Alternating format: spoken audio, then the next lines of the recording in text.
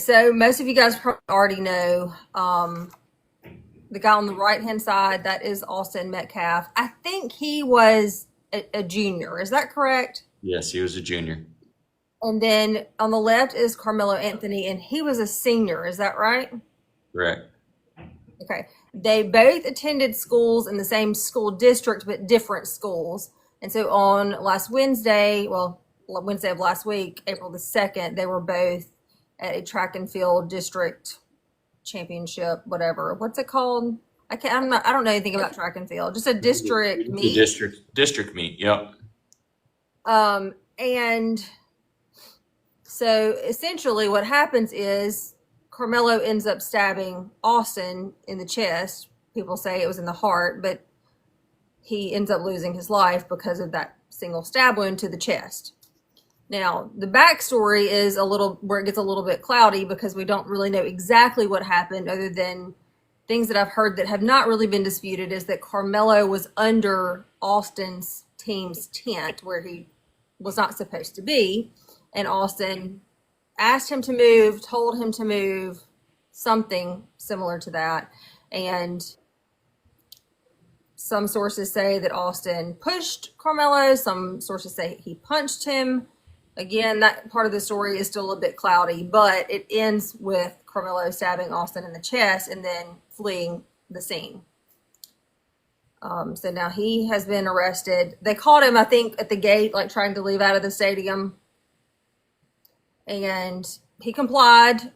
He admitted to doing it. He also claimed that it was self-defense, but now he is charged with, is this charged first-degree murder? First degree from the law enforcement agency, not by the grand jury. Okay. So yeah, basic facts based on my review of that arrest report are more or less what you've said.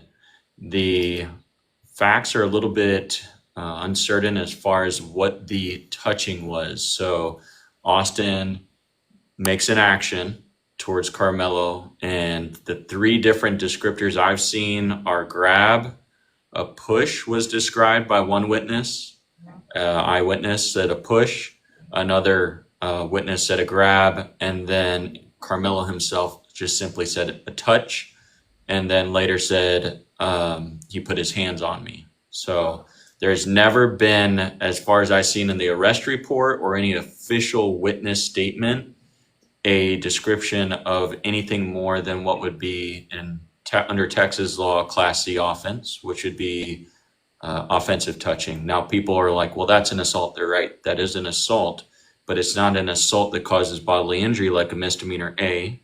It is only a ticketable offense. It's an offensive touching Class C assault. And so if somebody goes up to you and without your consent grabs your arm, it doesn't have to hurt you.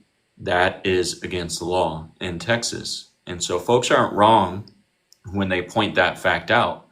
But when you start doing a legal analysis with the facts known, nothing about that fact changes that under the self-defense statute in the state of Texas, you can't go from, 10 to 100. If we're saying 0 is not putting your hands on anybody and you grab someone or you push them, you can't then go straight into deadly force. That's just not how the law works, despite how many people have strong feelings and feel like they should be able to just kill someone whenever they want if they're touched. That is not the law. So Does this apply to school districts with zero tolerance? What exactly are you talking about?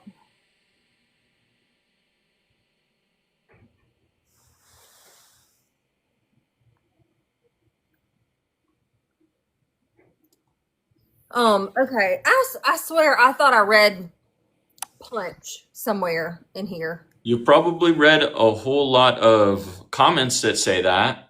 No, I thought I read it. No, I've really tried not to read a ton of the comments. I thought I read it in the police report, but when I printed it out, what happened was some pages were normal size and some were like this. Yeah. And at my age, I can't read this. Yeah.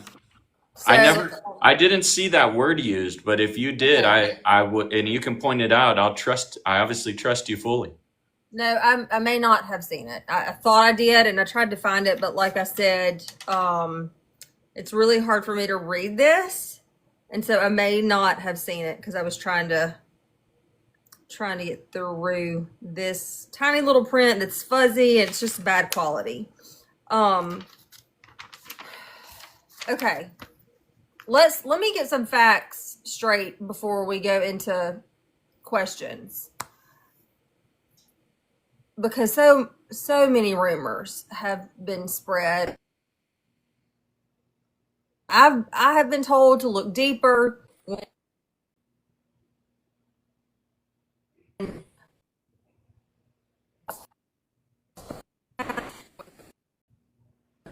Going on, and this is not from me, and this is from the spokesperson for the Anthony family.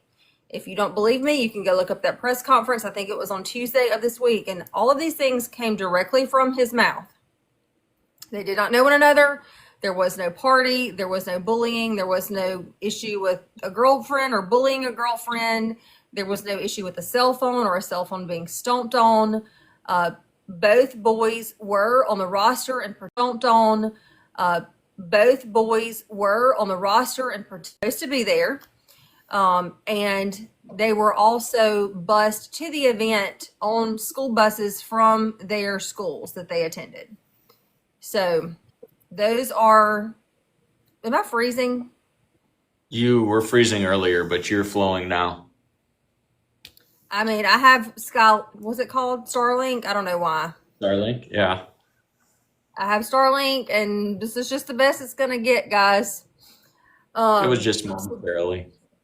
So those are some of the facts that we know. And then the other facts are, well, there's not a whole lot of facts I don't think that we really know, because there's some witness statements. But as you said, there are varying statements.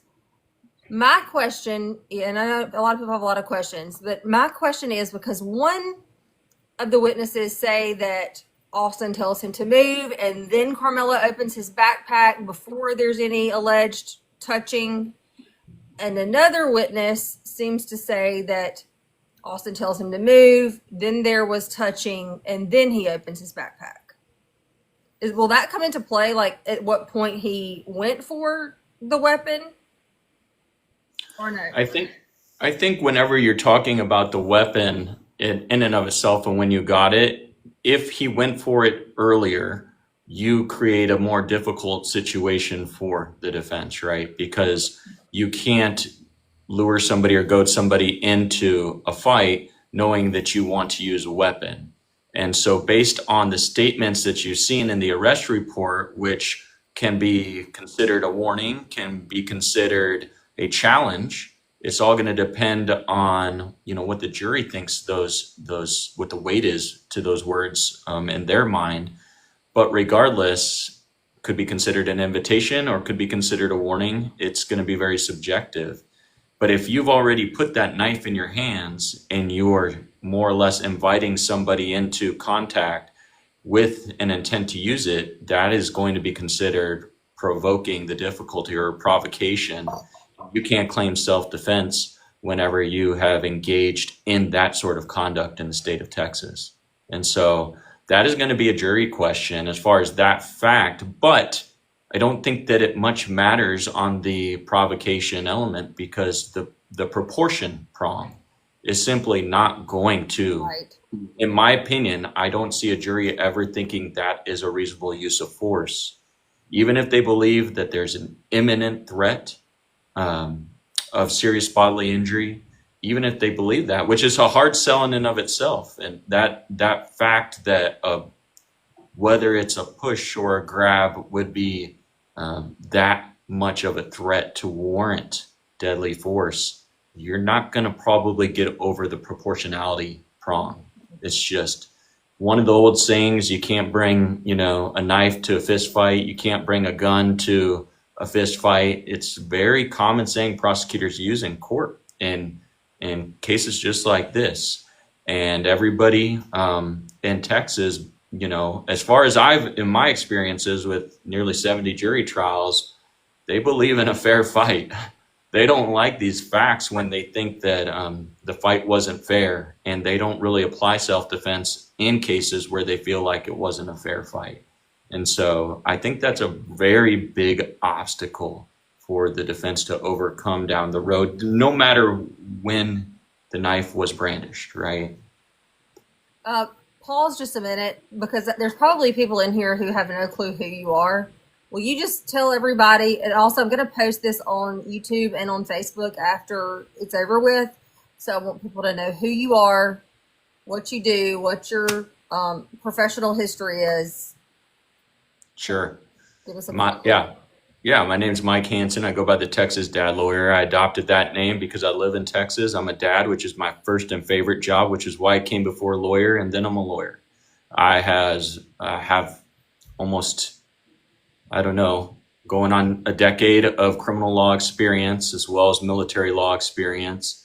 And I was primarily a prosecutor until more recently. I've been a defense attorney now for after I got out of that murder trial in, I guess, later 2024. I can't remember the exact month. It was like a 6-month murder trial. And so it's been a minute, and we have obviously in the course of my practice in Texas seen plenty of cases that involve self-defense and deadly force. And so it is not an uncommon issue in Texas, especially in urban areas. I practice in the Houston area, which is the 4th largest city in America. And so there's no shortage of crime, unfortunately, here in this area. We're seeing a lot of it. Other than that, yeah, it's just going with the flow and doing the whole TikTok thing for a little bit of hobby time and fun time and meeting people like True Crime Mama. Thank you for sharing. Do we know any details about the weapon? So just that it was a black knife. I know in the arrest report they say that it was thrown and they recovered it. Mm-hmm. I know they said whenever they recovered it that there was blood on it. They were concerned with preserving that evidence because it was raining. That there was, I think they used a tarp, which is a little bit unusual because usually you would want to get it in a brown bag as quickly as possible, but I know they use something unusual to kind of conceal it, to protect it and preserve that evidence. Of course, at that time when they're collecting the knife, they don't know exactly. I mean, it's so rapid fire for law enforcement. They don't know, who had it and what DNA evidence may be on there, whether it's the accused blood, whether it's the victim's blood. They just see blood, know that that's going to be of evidentiary value, and they want to make sure that that's preserved. So that is what I recall, it being a black knife. There's no descriptions about size, but keep in mind, if that blade's not longer than 5.5 inches, you can have a knife. It's a weird thing about the law in Texas, but you can have a knife. It's against school policy. It's against school policy, right. Right. But legally, as far as violating the Texas Penal Code, you can have a knife with a blade under 5.5 inches. Right. And so I think people were getting really confused about that. So y'all, we're talking about really two different things. We're talking about something that's prohibited in the student code of conduct with the school versus something that is illegal in the state of Texas. And that would be the size of the blade. So 5.5 inches or larger, that is against the law. Well, when it's at a school. At a school, right. Like at a school or a UIL event, right? Because otherwise, if you're not at a school or UIL event, I mean, you can carry swords around in Texas. You can carry guns around. I mean, there's a lot of things that you can get away with. It used to be that brass knuckles and all these things were illegal, but they changed the law, I don't know, 4 or 6 years ago. I've lost track of time. But for these purposes, we're talking about at a school event. I think there's been a lot of people that are questioning whether this was a school event, whether this happened at a school facility or on school grounds. And it did. It was a school event. It was on school property. Right. Correct? But even if it wasn't on school property, if it was a school event, then the school rules would still apply to that, correct? Yes. Okay. And, the prohibited weapons statute, as far as the location restricted knife, a knife being, with a blade longer than 5.5 inches, it specifically references anything you can think of with school. I mean, if it's school transportation, UIL events, school events, or on the school campus itself, if it involves kids in school, you can't have those sort of weapons in your possession. It's a felony. It's against the law in the state of Texas if that blade is longer than 5.5 inches. Mm-hmm. And so would that be an additional charge if it was? Well, it could have been, but I think it's more important for the analysis because with self-defense in Texas, if you're engaged in a crime that is more than a Class C traffic violation, right, you cannot use self-defense. And so if you are illegally possessing a weapon and then you get into this entanglement, part of our self-defense statute is you can't be committing a crime and then claim self-defense, right? And so that's where it comes into a real importance is you lose your right to argue self-defense if you're engaging in that sort of conduct. So if the knife's blade was longer than 5.5 inches, you would be violating the Texas Penal Code by possessing that weapon, and therefore you would not be able to claim self-defense in the state of Texas. Yep, I did read that earlier. I'm glad you said that because I meant to add that to my list of questions to ask. Guys, this was the stadium.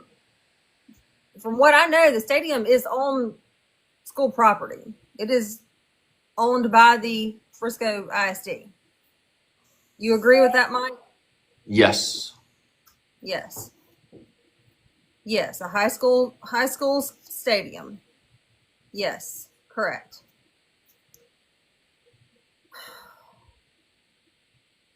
It is owned by the district, but it is not a school property. If it is owned by the district, it is school property. Period. That's the same thing.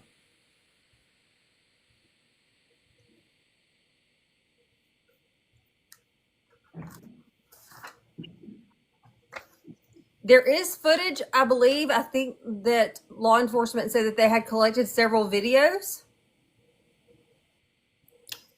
Yeah, they collected the phones according to the arrest report, so there's possibility that there's video footage. I believe that was actually said in a press conference that they did have some video. So he wasn't committing a crime. The bullies were. He was defending himself. If the blade of that knife was 5.5 inches or longer, then yes, he was committing a crime. But we don't know what size the knife was. So that's TBD. Okay, can you talk about a little bit more about, because I was just reading, I think this is actually your law firm website. I was reading all of this on about stand your ground, castle doctrine. I'm sorry, my dog is trying to get all there. Tilly, you need to back away.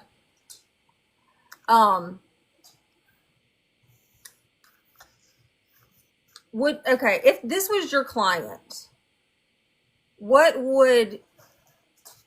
how would you defend this? I don't know because I don't have all the facts, right? There's clear what appear to be, with the initial purported facts, barriers to self-defense. Okay. There's a reason why I think that the spokesman is saying that all this fake information is hurting the case, right? One of those reasons may be that when you're a 17-year-old and you're a young man that made in the moment, very bad choice, heat of the moment, right? There's several arguments you can make as a defense attorney. You could have your client plead down to something within negotiation and then argue openly to a jury on the punishment phase. Ask for something like probation, where you put together a very good story, narrative about your client's history, the fact that he's really young offender, that he showed remorse after, which the arrest report seems to indicate he did. He was asking if Austin was okay. He was crying. He was upset. He was emotional. And so it shows that when people are commenting he's a cold-blooded killer, well, no, he's a young man who made a horrible decision.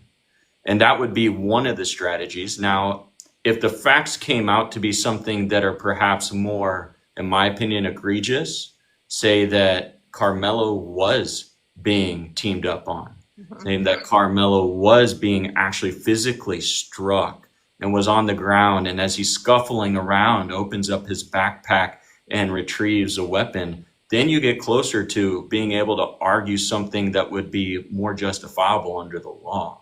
But the way that we've seen the witnesses tell the story, it seems like it's a very, based on their narrative, is a story where there was a verbal back and forth, there was a challenge, there was an offensive touching, and then there's an escalation all the way to deadly force. And under Texas law, that's not going to fly. And so you'd have to see, as far as the defense goes, strategy, exactly what all the facts are, right? There's lots of ways that these things go in the criminal justice system. Talking about the challenge where he says, what did the witness say that the words were? You remember exactly? Touch me and see what happens. Right. So does that... Oh, I know where you're getting the word punch, because at one time another witness says, punch me and see what happens. Oh, okay. Yeah. That's the only time I saw the word punch. Okay. And so, first off, we're not, it's not surprising when you see witnesses remember slightly different facts like that. It's actually very consistent with what you'd expect. And even for their stories, once everything calms down, to slightly be a little bit different, remember a little bit more, things a little bit clearer, because they're all dealing with some trauma initially, right? The trauma of seeing that happen, and somebody who was on their team, obviously dealing with a serious issue with the medical professionals all right there in front of everybody. It's gonna be really hard for them to calm their emotions and think back on what they saw and give every detail. Right. So that's not unusual. Also, just for folks to remember details a little bit differently, we do this in voir dire all the time. We'll show an image maybe, and we'll ask people to look at, 2 or 3 people in a photo. And then we'll ask them, how many people think that the guy in that photo was wearing a blue tie? How many people think that guy in the photo was wearing a red tie? Did anybody else think of different color? What do you think, juror number 5? So that what you get is a bunch of people that remember different colors. But the bottom line is that they all remembered that he actually had a tie on. And so, the point is, if you have to prove that somebody wore a tie, everybody agrees somebody wore a tie, but they don't remember the color. Well, the color isn't of significance, because the state only has to prove that the tie was being worn. And so these little discrepancies are quite normal for witnesses. So it would be weird if everybody had the exact same story. But it does seem like the story is verbal, right? Leads to a physical touching, leads to escalation and stabbing, right? Which then leads to accused running away, knife being discarded, and then accused obviously being approached by law enforcement and dealing with their questions and him having questions for them, right? So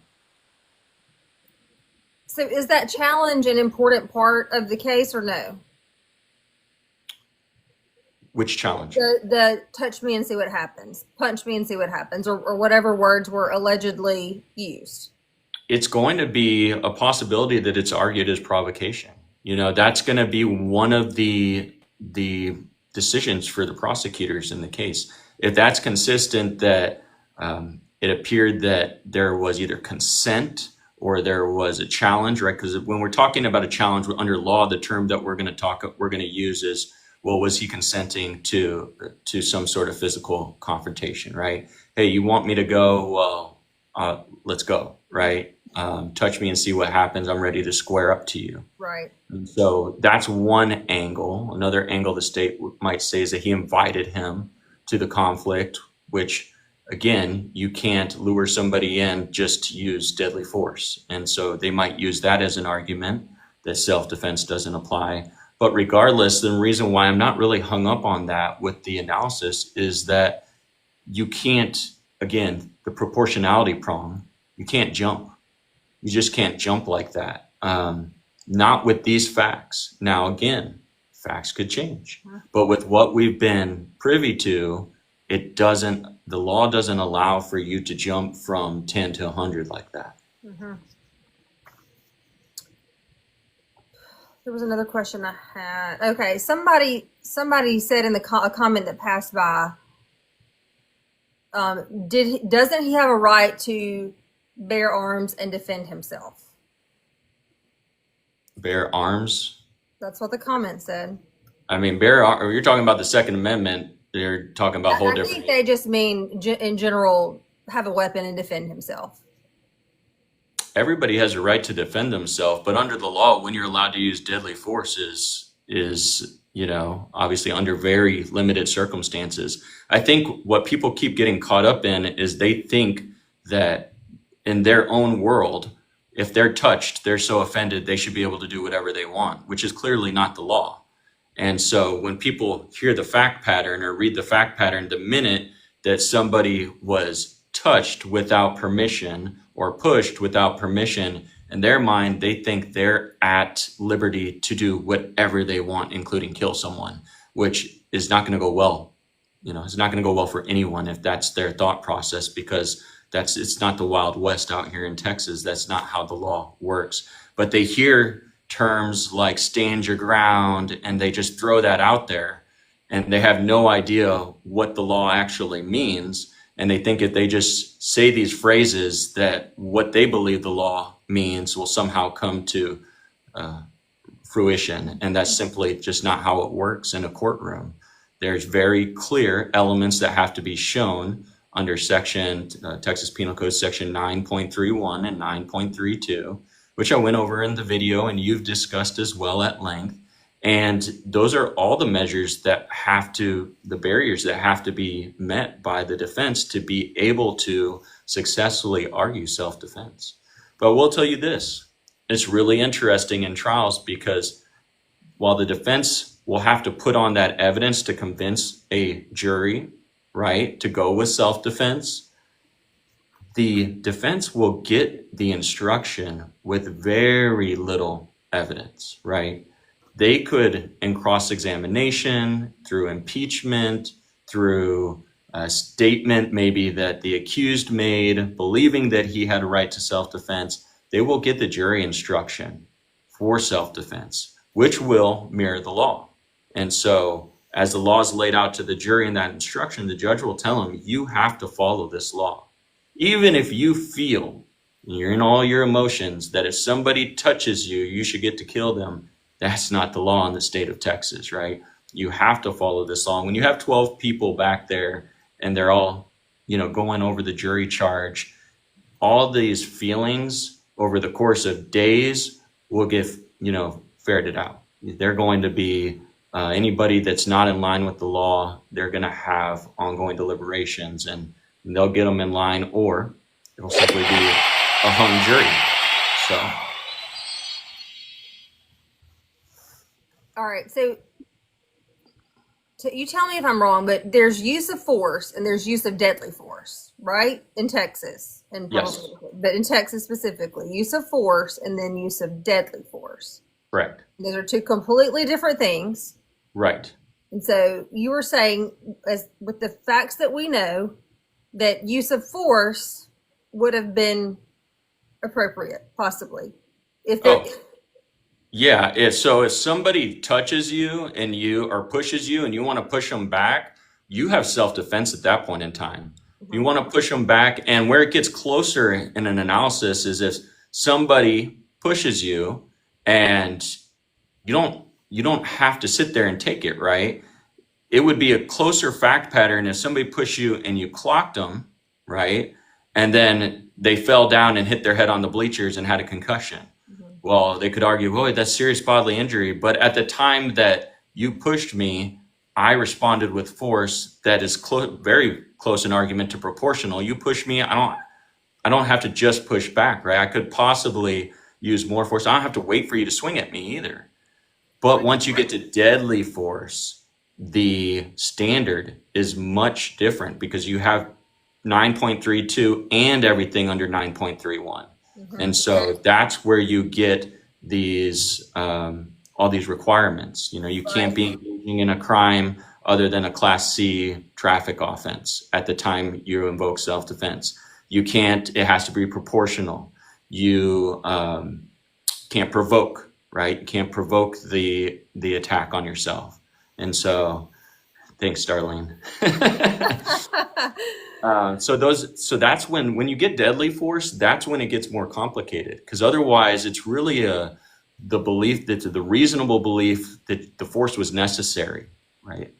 And it needs to be an eminent belief that force is necessary. Got to be an imminent fear is the way the statute runs. And so it gets more complicated once you get to deadly force. Right. For those of you, the comments that are saying that the twins provoked, there has not been any witness statement or anything that I've seen that mentions that the brother was involved at all. I could be wrong. As Mike said, we don't know all the facts. Facts are still coming out. We're still learning things, and probably won't know everything until there's a trial. But as of right now, I have not seen anything saying that the twin brother was involved with any of this. So, yeah, there was a witness. There were like 30 something witnesses to it. Yeah. I think it was 29 students and 4 coaches. There was a lot of people listed on that arrest report, and I know that they said they interviewed like 75 people. They've interviewed at least 75 people as of the other day. So I know they mentioned something like 25 sounds right in the arrest report, and obviously they were able to expand that based on their more recent report. It's not about law, it's about what white people want. Let's see. So was the knife he had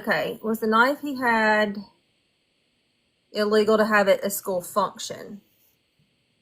That's what we don't know yet, because that's going to depend on the size of the knife. Correct. But I have a hard time believing that it was a knife that's illegal. It's just not a common thing. Yeah. Keep in mind, I was a juvenile prosecutor for 5 years, and I don't think I ever saw just the possession of a knife with a blade over 5.5 inches. It pretty much needs to be a butcher knife or something. I take that back. I had one case where a kid brought a butcher knife to school, and the blade was over 5.5 inches. Otherwise, they're bringing, the buck knives, the pocket knives, and those blades are not longer than 5.5 inches. So I'd be surprised if it is a knife that is against the law to carry. Right. Yes, I'm in agreement with that too, because just thinking about 5.5 inch knife in my head, that's a pretty big knife. Yeah. So I agree. I don't. It's a blade. The blade itself. Yeah. Right. Exactly. Yes, the blade. Yes, y'all, they were on school property at a school function. Yes. Yes, they were. And so having a knife of any kind at all is... I do see a comment I'll correct. Somebody said he's not being charged as an adult. Yes, he is. In the state of Texas, you're an adult at the age of 17. And so you can't go backwards. You can't go into the juvenile system once you're legally an adult. So whoever's saying that is incorrectly making a misstatement of law. He is charged as an adult, and it'll be up to the grand jury what charges they, if any, they bring. But he is not going into the juvenile system. Okay, the stadium is owned by the school district, so it is school property. That's the last time I'm saying it. I'm sorry if you cannot comprehend it, but that is fact. It is owned by the school district. Even if it was not owned by the school district, it is a school function, and so the school's policies and their student code of conduct applies to that. So I'm sorry if you can't get it through your head.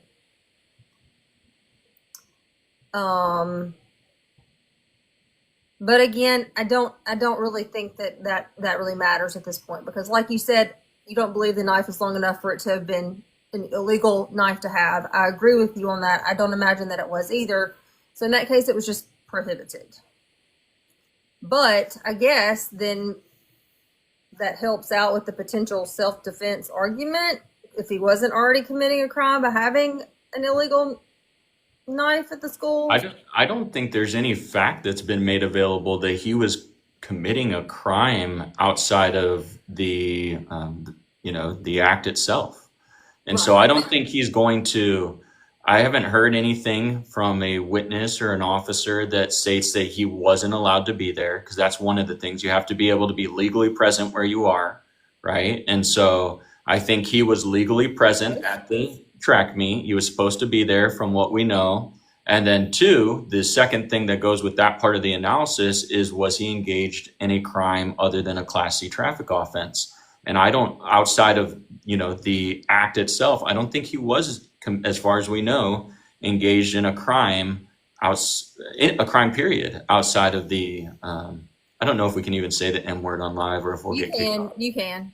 Okay, I don't know that there's a fact that supports that he was engaged in any other crime. It wasn't illegal, as far as we know, to possess that knife at that place. It's just against school policy. Yeah, Jeff. So just simply having a knife at a school activity is not, it's not illegal. It's against school policy, but being against school policy does not make it a crime. Correct. Yeah, school. So administrative discipline, like getting suspended or expelled or ISS, completely different topic than what can be pursued by law enforcement under the Texas Penal Code. Yes, I think that confuses people. They know that, hey, no, this shouldn't be allowed. A lot of people like, hey, I know that's not allowed in my kid's school, and they think based on the school policy it's illegal, but it's not. Kids can walk around with knives as long as they're not, legally. They can't be charged for a crime for walking around with knives as long as that blade's under 5.5 inches. Yeah. All right. And I think you've already done this, but I'm going to let you do it again just because there's a lot of people in here now. Lori says, can you explain the legal hurdles on this self-defense? Yeah. So there's going to be a few things. Whenever you have a case that involves deadly force, and I mentioned this before, there's two sections of the Texas Penal Code in particular that you're going to have to overcome as the defense. One is section 9.31. Now, 9.31 typically involves the use of non-deadly force. And so if you get two kids that get into it at school, you're dealing with 9.31, and I'm talking about they are duking it out, right? 9.31 is your statute that you go to. However, once you get to deadly force, you're not only using 9.31 as your standard, you're also having to use section 9.32.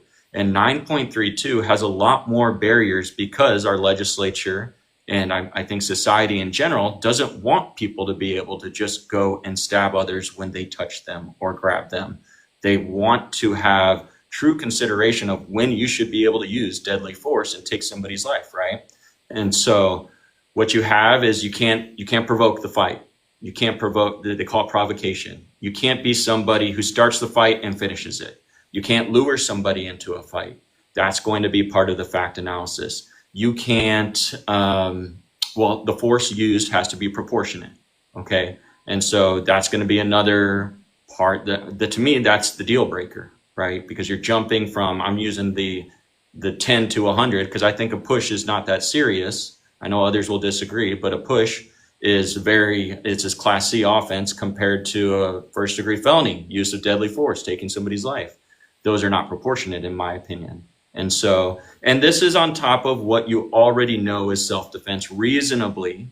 You got a reasonableness standard, and it's going to be the jury's reasonable, not Karmelo's. Now, you will put yourself in their shoes. You'll use all the evidence to put yourself in their shoes, but then you will use your common sense, reasonable mind as a juror to determine whether that action and whether that fear, imminent danger when it comes to deadly force was reasonable. All right. And so keep that in mind. That's the jury's reasonableness standard. They have to reasonably believe that he was in imminent danger, right? And imminent danger is different than 9.3.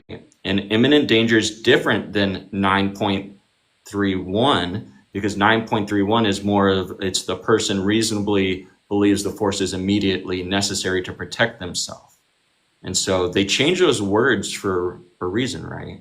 They made it imminent, reasonable belief that you're in imminent danger because they do not want people taking others' lives unless you are in imminent danger, right?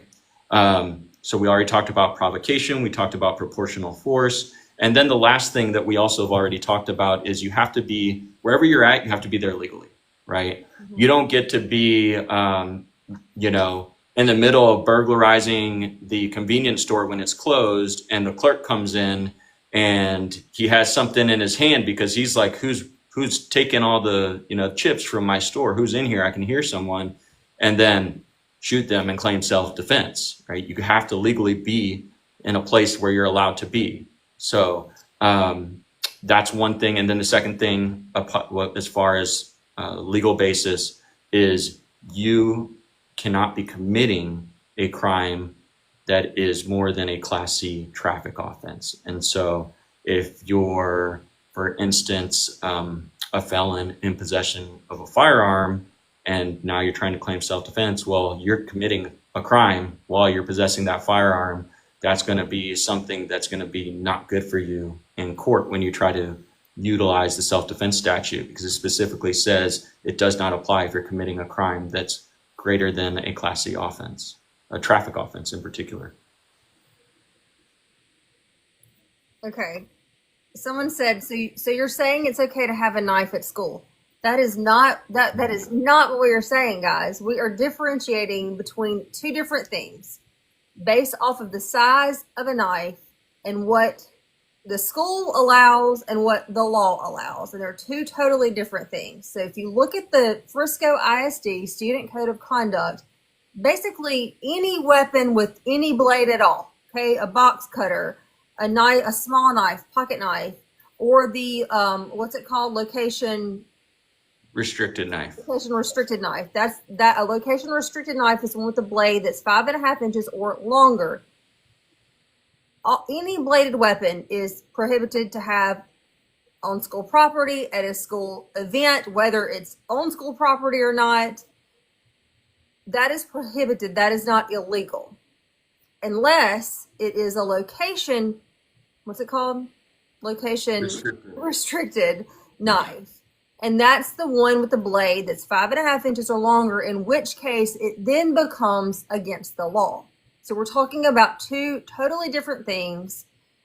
I can't even think of an example to give to try to explain it better. But no, he's not saying that it's okay to have a knife at school. He's saying that if a knife has a blade shorter than 5.5 inches, it is not against the law. It's against school policy. Correct. And I know that's confusing. But so no, he's not saying it's okay to have a knife at school. And I'm not saying it's okay to have a knife at school. You're going to get kicked. The kid's going to get kicked out of school if they have a knife at school. They're just not going to be thrown into juvie unless it's a location restricted knife.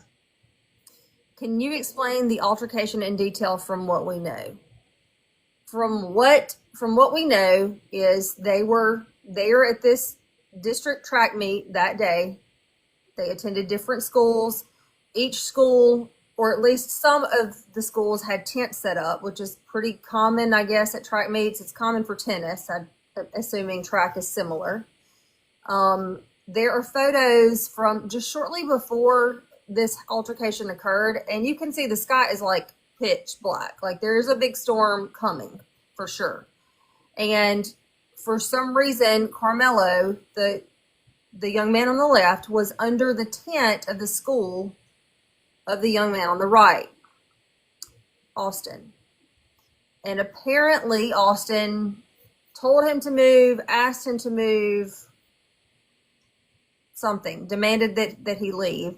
And then this is where the witness accounts kind of start to vary. Some say that Karmelo then opened his backpack and kind of provoked Austin by saying, what was it? Touch me and see what happens, or punch Right. me and see what happens. And then witnesses say Austin, grabbed him or touched him? I can't remember all the exact words. Yeah, the accused says he touched him, and then later says he put his hands on me. So those are the two facts that come from the accused to law enforcement, according to the arrest report. The third party witnesses say, I believe one says pushed, that Austin pushed him. And then I think there's also a statement that has to do with the grab. A grab. That's right, a grab. So something happened. There was some sort of verbal altercation, it sounds like. It sounds like at that point, then Austin likely grabbed him, pushed him, touched him, something, and then Karmelo pulls out his knife and stabs Austin in the chest. And pretty much immediately, Austin dies. Pretty much immediately. Within less than an hour, he is pronounced deceased. But I think probably within a minute, he was unconscious. Yeah. So, I've had cases like this. In particular, I had somebody who was one bullet shot in the chest area, right near the heart.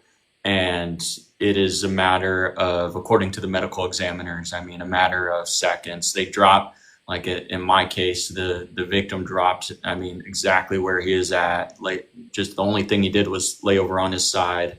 You can see the blood pool, around the weapon. And so we know, based on that blood pattern, exactly, because the body's moved during CPR and stuff, but you can tell based on the blood pattern how somebody falls. Splatter evidence as well kind of tells you whether there was a trail, whether they were able to move or not. And so when you're, as a nurse, when that heart or somewhere very near that heart is hit, there's not a whole lot. There's actually really nothing you can do. There's really nothing you can do to save somebody when that's the type of injury that they're facing.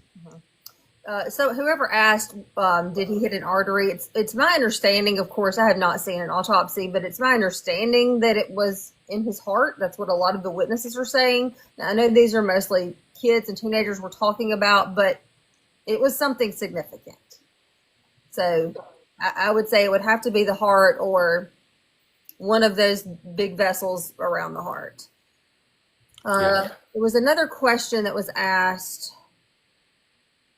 Oh, somebody asked, were they all supposed to be there? And yes, according to the spokesperson for the Anthony family, all three, Austin, Karmelo, and Austin's twin brother, all three were on the rosters and were participating in whatever their events were that day at the track meet. So yes, they were all supposed to be there. The boys rode buses from the schools that they attended to the event. So all of the rumors that Karmelo was suspended or expelled, that can't be true, because if that was true, then he would not have been allowed on that school bus to get to the track meet. He wouldn't have been allowed to participate in the track meet. It wasn't at the school. Okay.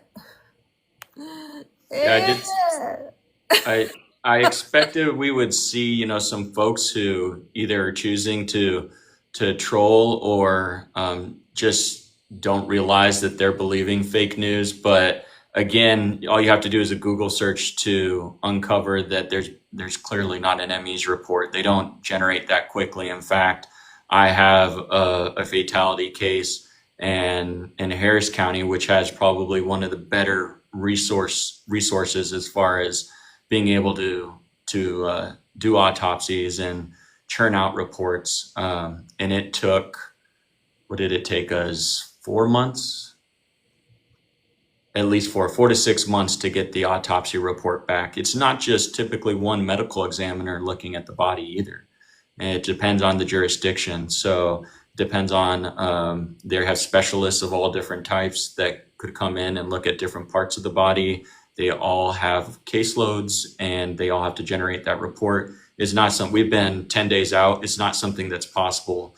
I guess it's possible, but it wouldn't be normal practice for there to be an autopsy report. report, but it's the one that was circulating is fake. That's the point I'm trying to get to here. Absolutely, it's fake. There is the potential to have like a preliminary autopsy back decently quick, but the toxicology will take sometimes. I've seen it come back as quick as about 3 weeks, and I've seen it take a year before. Right. So they did not have prior issues with one another. They did not know one another prior to this. It was not over a girl. They did not know one another prior to this. Yeah, and one of the things that there's been no proof of as well, I guess we should address this, is that this twin brother was somehow a part of the physical portion of this. I mean, I think so many folks have jumped on this idea, which is a really good sell. Like, if you wanted to claim self-defense, I understand why somebody made it up, because that's a really good sell. It actually would be a really good argument in court if it was true. But it's clearly, looking at the arrest report and Karmelo's own words, not the truth. He only ever attributed any action to Austin. The witnesses never mentioned that Hunter was a part of any physical contact with Karmelo. Hunter himself says that he did not see the stab. There's one interview where he talked to the news last week. He said he did not see the stab, and he whipped his head around, and his brother had already been stabbed. So that tells you that even if he was a part initially of the verbal stuff, he did not seem to. I mean, he was not able to provide that statement. Sorry, I'm declining somebody trying to join. Of what exactly happened at the time of the stabbing, just after. And so, I think that's an unfortunate, sorry, there's people distracting me here trying to join the chat. That's an unfortunate, it seems, fabrication. And for somebody who's grieving his brother, ridiculous that he's having to deal with these attacks on his character like that. Manika says it's a whole witness video stating both twins tried to attack Karmelo. The fuck. Yeah, I've searched for that, and unless it's just somebody making stuff up on TikTok, it doesn't exist. So typically witnesses also aren't giving their statements on video for the whole world to see. It's something done with law enforcement, and they're told not to talk to anybody after if possible, because they don't want the investigation interfered with. Student stated that the Metcalf twins were bullies. I have not seen that. I'm not saying that that's not true. I have not personally seen that. Also, you have to be very careful. There's been so much false information put out. Someone made a page pretending to be the police chief, that fake autopsy report, that fake toxicology report, that fake image of supposedly Austin with the weapons in his lap, saying that he was going to do whatever it was he was going to do. Y'all, those things are pretty easy to dispel. All you have to do is a reverse image search on Google, and that photo was posted 4 years ago on Reddit by someone who's not even American. Yeah. So that's one of the things. And in defense of Karmelo as well, there's been people that have been fabricating posts and information about him. The fakeness to create divide is happening on both sides, and it's not fair to the accused. It's also not fair to the victim or the victim's family that people are doing this to them, and it's really the fights between people who believe it, the fact pattern sways one way and it sways the other, but ultimately they're just hurting both sides of the case. I mean, especially Karmelo being accused of this, anything to create a negative light around him really hurts that public image that he has going into possibly a jury trial. And that's not what his defense team would ever want. It's certainly not what the spokesman wants. They want to be able to show everything good about Karmelo so that if they are not successful in trial, they can mitigate his exposure in the criminal justice system. And none of this is helping him, And so you see people creating this fake stuff on both sides, and it's just really unfortunate. That's right. Because people have said Carmelo wasn't supposed to be there. He was suspended. He was expelled. And guys, I have clarified that a lot of times. I know y'all are saying that we're on here just taking up for Austin. We're not interested in the truth. That's not true at all. What we've stated as fact has been stated by the Anthony family spokesperson. Let me get my little puzzle right here. I am totally open to seeing any and all evidence, information, as long as it's factual. I don't want to see things that are false, that are made up, because as Mike said, that does nothing but hurt. It hurts Carmelo's case. I mean, when people said that they had known each other before, then everyone goes into the whole, okay, well then, so he planned to kill him. He came with the knife, it was premeditated.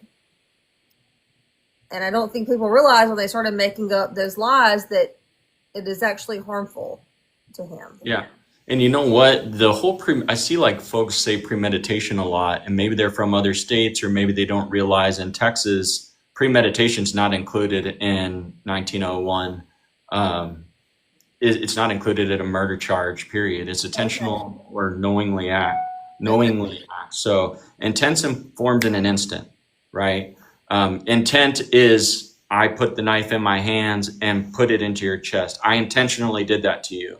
Okay. I knew when I did that to you, it's going to cause you some serious harm, right? Everybody knows that. You put a knife into a human being, that's going to cause them serious harm. But the state has more than one way to charge that, because under the statute, you can also charge that somebody engaged in an act.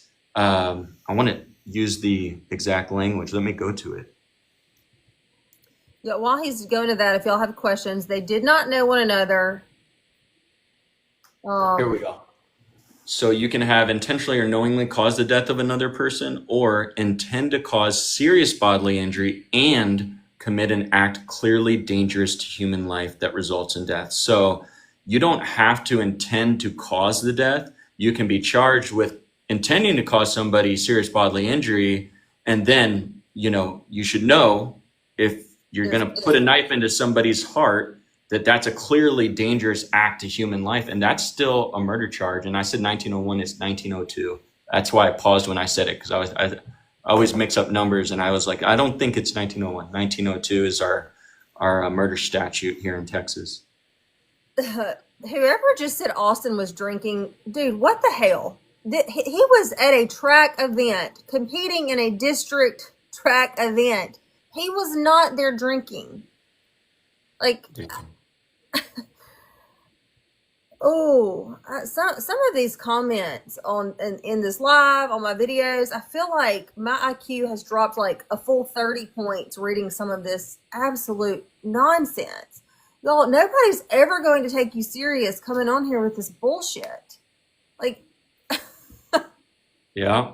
It's really crazy how it's taken off with folks just completely making facts up, or maybe they read it somewhere, maybe they see somebody's video just making facts up, and they go with it and they adopt it as truth, and you try to redirect them, but they're not interested in the truth, or they've made up their mind. I don't know if it's just a decision to disregard the truth, or if it could be a part of human nature with confirmation bias or some sort of implicit bias. But oh, thank you for the hat.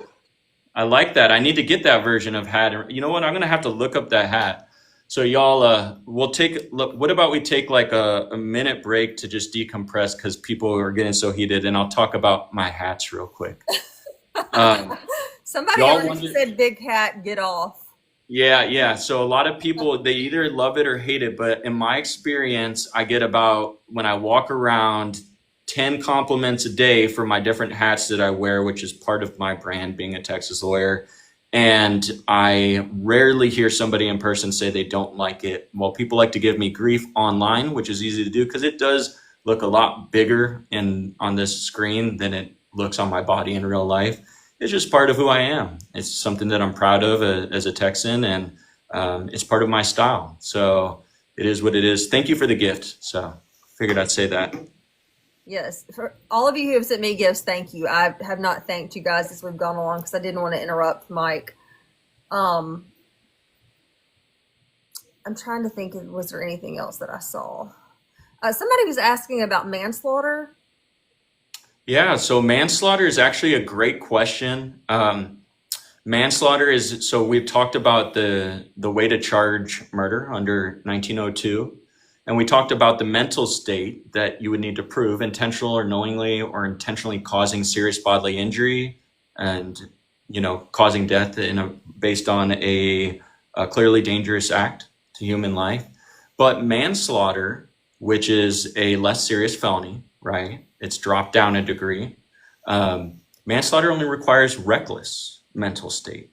And so you see manslaughter a lot with traffic fatalities. If somebody was driving crazy, they clearly didn't think that they were going to hit somebody, and they didn't know, they should have known if they hit somebody, it could kill them. And that's a reckless act, but they didn't intentionally try to go and take somebody's life by driving crazy out there. So you see manslaughter often associated with vehicular crimes. It is a possibility in this case that the defense requests a lesser included, or just requests, or the state even just charges him. And so maybe they say, we don't think this is first degree. We think this is more reckless, and we're going to go with a manslaughter indictment. We don't know. Grand jury can do whatever they want. They could look at it and say, we're going to pass on a first degree murder based on these facts, and we're going to look at indicting him on manslaughter. That is a possibility. So that was a good question. All right. Someone asked, do you think they'll move this trial? Like when do you think we would see it go to trial, and do you think that they'll move it?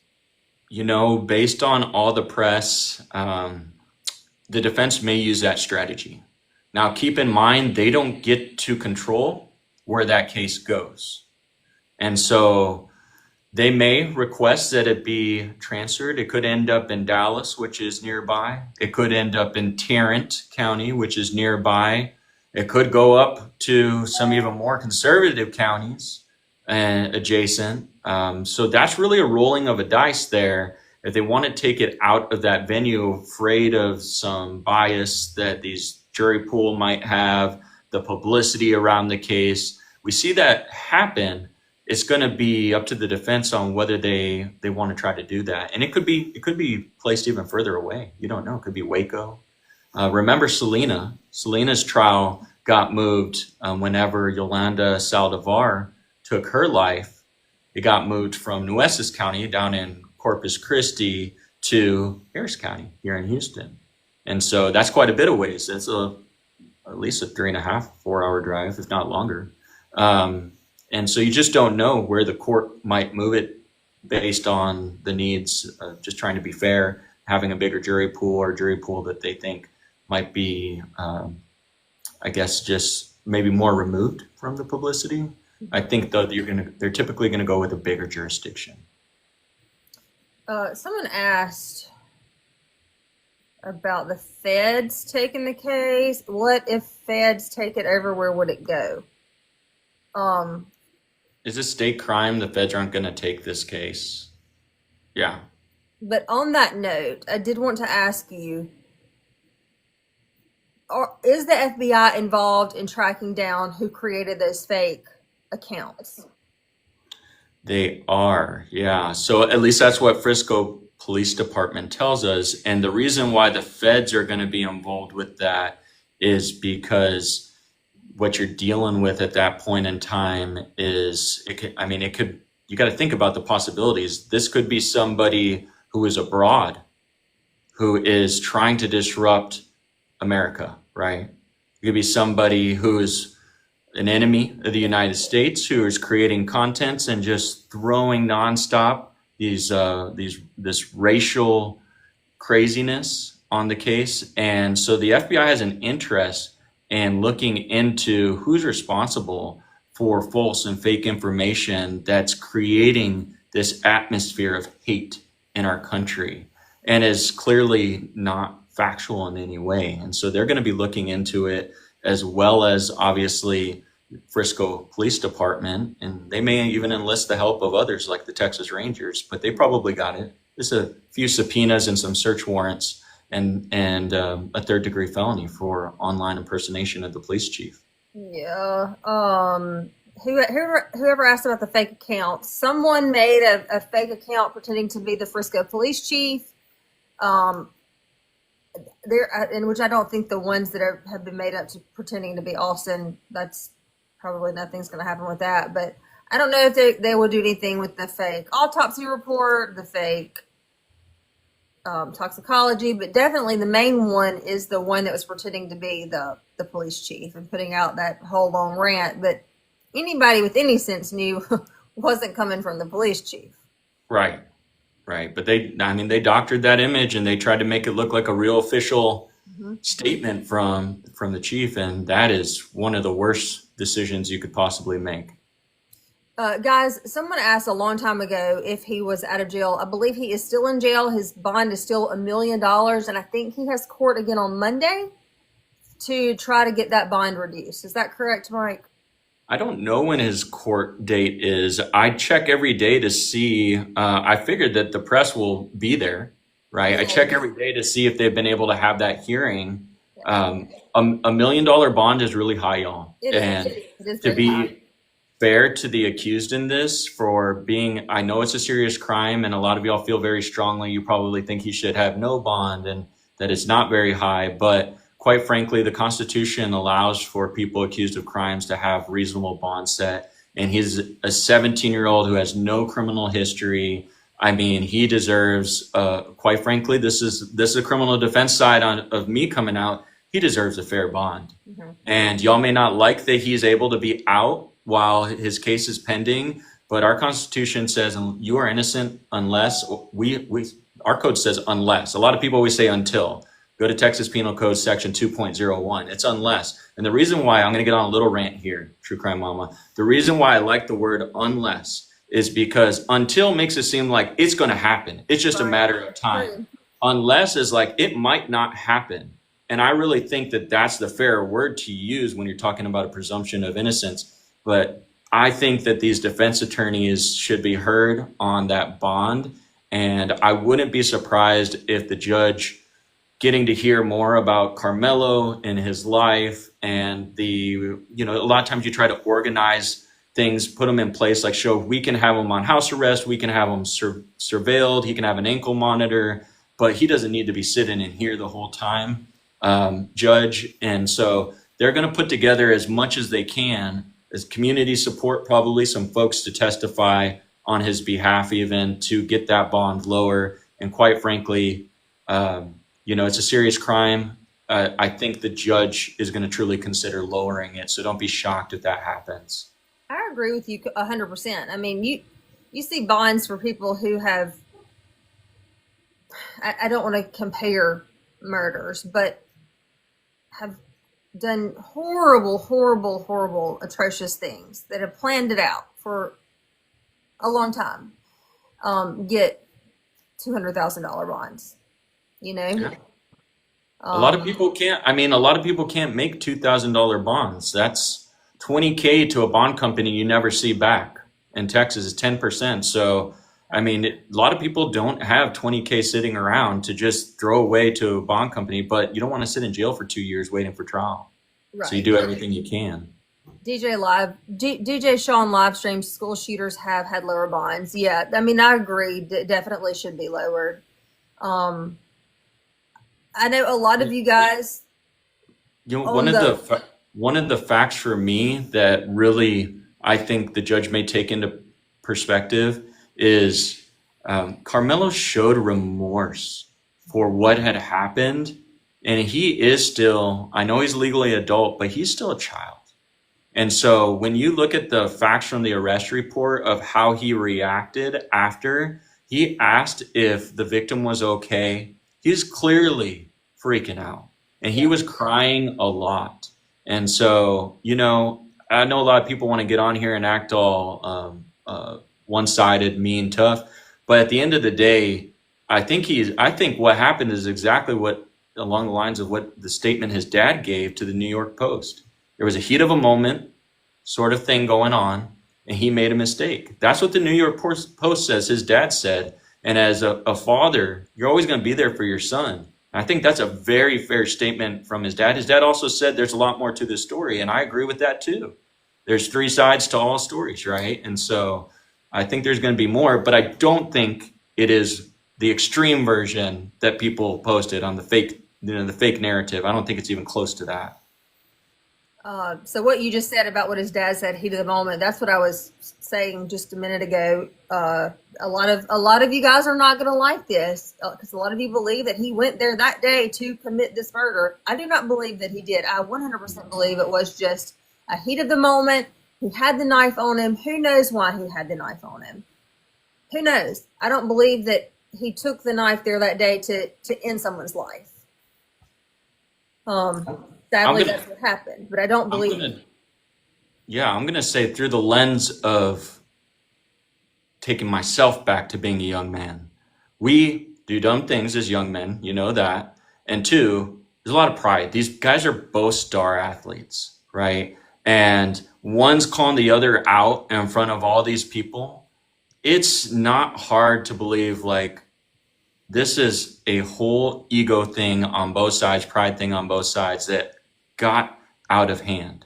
And you can imagine, that scenario with young men. At least I can, because I've worked with juveniles now in the juvenile law sector for 6-7 years. I know how these young men escalate things and they don't think it through. They're impulsive. Lots of testosterone. Yeah. Yeah. Yeah. Absolutely.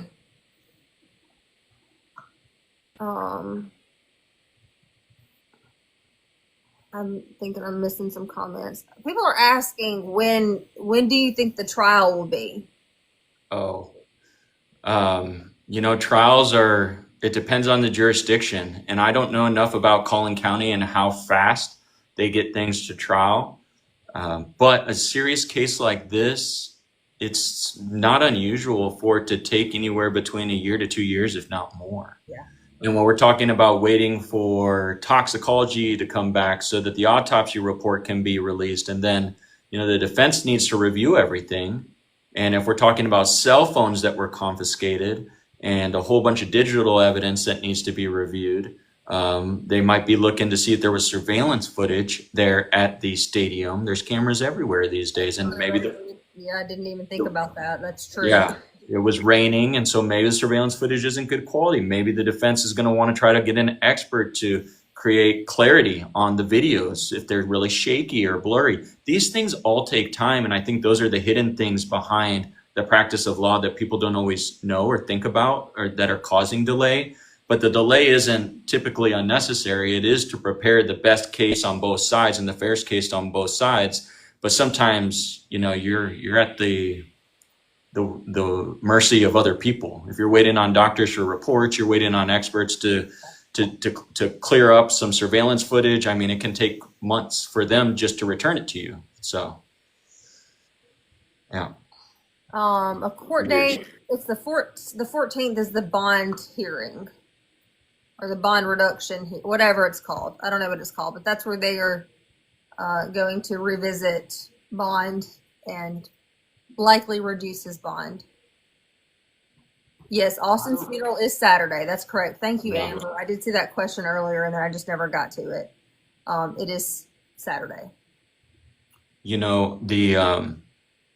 don't know. You just don't know. It depends on the judge as far as whether it'll be reduced or not. It's really crazy with the amount of publicity around the case, and that shouldn't be a factor, but you just don't know. But I do think it would be fair we're not privy to what they're going to produce, but it's just a really high bond. So I can't imagine that it wouldn't be reduced to some degree, but you just don't know.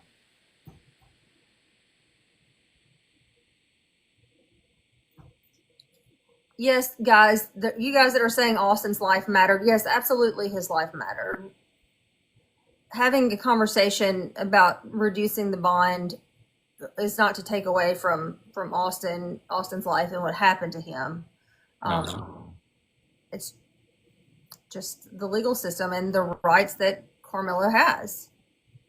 No, we're not giving legal advice. Do not put your legal, do not, somebody asked if we're giving legal advice. Do not put any of your personal information asking for legal advice. Do not put that on something that's a public. Just don't do that. And you only ask for legal advice to your attorney, okay?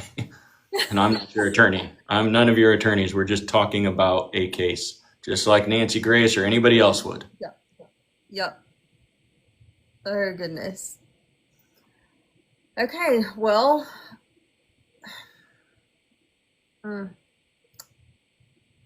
I don't think I have any other questions. Do you have anything else you want to add? I think we've visited and revisited and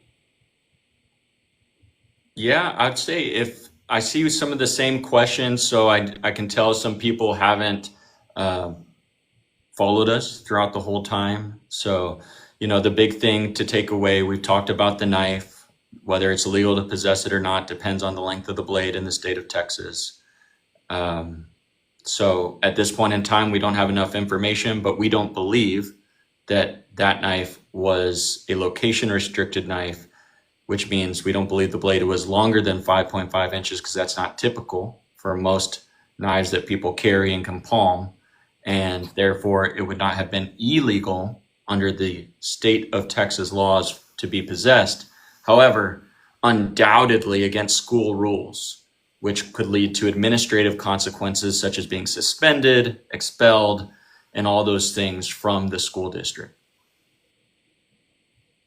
I do see like people keep talking about weight comparisons. I don't know where the 130 pounds came from. I've seen that a lot in comments.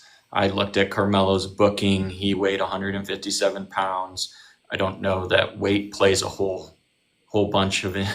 Very rarely have we used weight as an argument in court, in actual court. So I think a lot of people are putting a whole lot more weight into a weight discrepancy.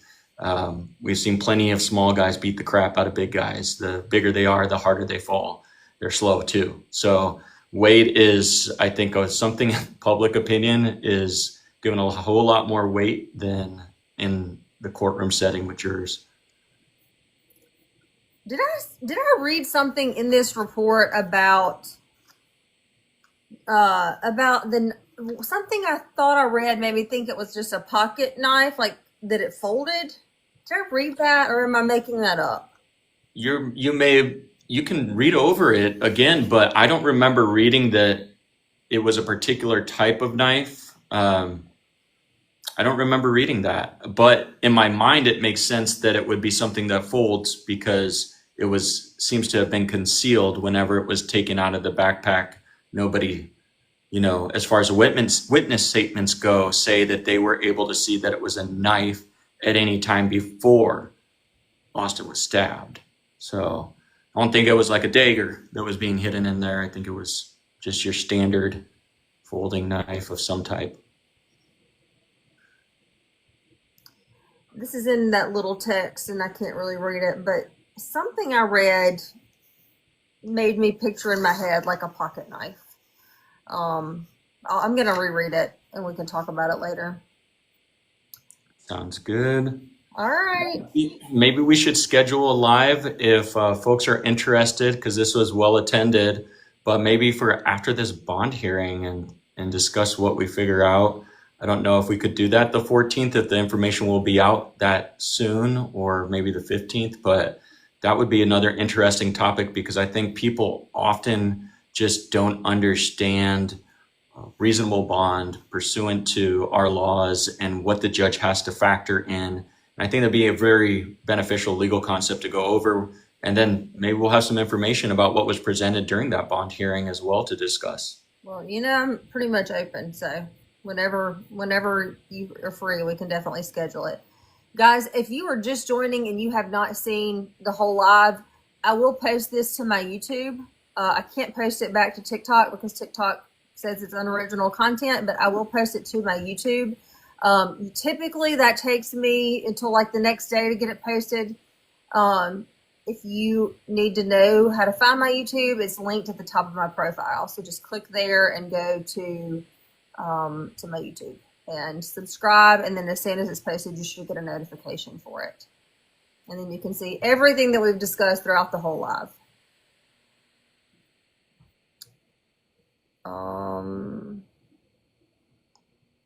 Who are they asking is if they're a podcaster or a journalist?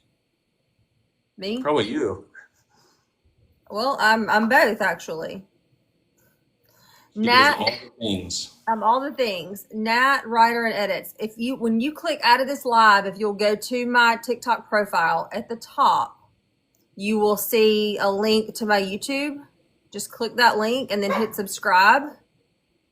And then when I post it, you should get a notification that I've made a new post.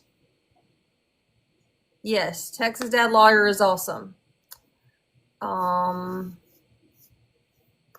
Yeah, and here's one other thing. I think y'all will find this a little bit unusual with me, but I welcome people that want to disagree. I really think that one of the things that makes discussion the best is the minority opinions. And when I say minority, I'm talking about people that don't follow what everybody else thinks. As long as you're not using fake information, you can think whatever way you want and comment on my content, and I'm not going to get mad as long as it's not hateful, as long as it's not violent. But I am a lot of times part of that group that thinks a little bit differently. There's a term in constitutional law that my constitutional law professor always used: tyranny of the majority, right? We look at Supreme Court cases, and a lot of the ones that are most hotly discussed, the hot topics, they split 5-4. That means just one person determined what the law is of the land. If they would have thought differently, the whole law, our whole legal system would be different.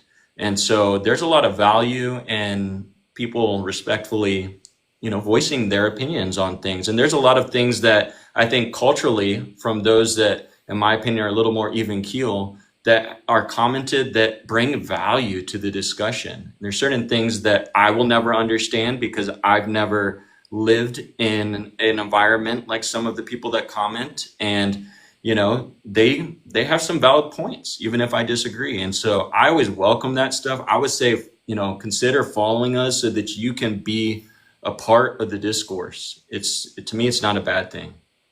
I agree 100% with you. I was just struggling with the argument over whether it was on school grounds or not. There's only so many times you can say simple things, and let's not argue over that. It was on school property. It was a school event on school property. That's an easy one. Okay. Well, Lakita, I'm so happy that you were here tonight.